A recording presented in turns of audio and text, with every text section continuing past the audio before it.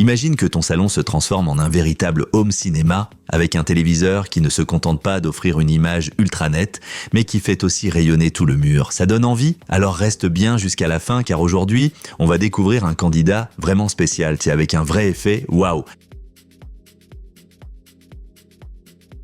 La première impression compte et avec ce téléviseur, le design fait clairement son effet. Le cadre est fin, la finition paraît haut de gamme et l'ensemble reste bien stable sur un pied minimaliste. Mais le vrai point fort, sans aucun doute, l'Ambilight sur 3 côtés.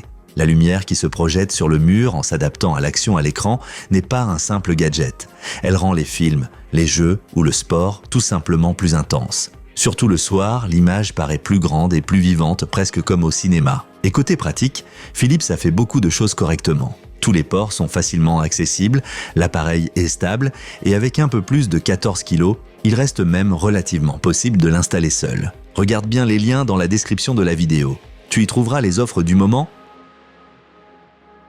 Ok, passons au cœur du sujet, l'image et le son, la 4K Ultra HD offre une netteté impressionnante et la prise en charge du HDR10+ apporte des contrastes vraiment solides et des couleurs éclatantes. Bien sûr, on n'atteint pas tout à fait le niveau d'un OLED, mais pour un panneau LED, c'est déjà très convaincant. Surtout en plein jour ou dans des pièces lumineuses.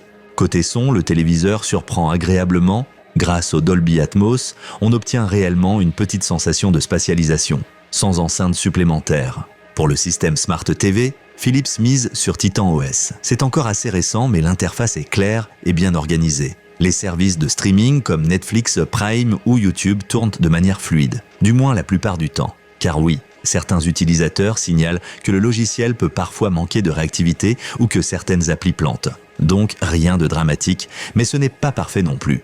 Les gamers apprécieront le HDMI 2.1 avec eARC, de quoi être bien équipé aussi pour les consoles de nouvelle génération. Si tu veux plus de tests comme celui-ci, n'oublie pas de t'abonner. Et mets un like à la vidéo si elle t'aide. Alors, quels sont les points forts et les points faibles de ce téléviseur? Avantage, Super Ambilight pour une expérience visuelle impressionnante. Image four canette.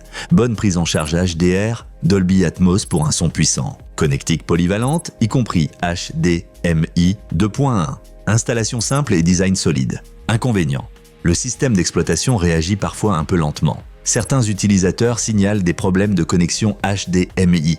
Efficacité énergétique seulement moyenne. Pas d'OLED, légère faiblesse dans les scènes sombres. Alors, est-ce que ce téléviseur vaut le coup? Si tu veux une grande image immersive et que l'Ambilight est pour toi bien plus qu'un simple effet, alors oui, clairement. Bien sûr, le système Smart TV a parfois ses petits défauts, mais pour le prix, l'image et le son sont vraiment au rendez-vous. Jette un œil aux offres dans la description de la vidéo. Il y a peut-être une bonne promo en ce moment. Et si la vidéo t'a plu, laisse un like, partage ton avis ou tes questions en commentaire et abonne-toi à la chaîne pour ne rater aucun test.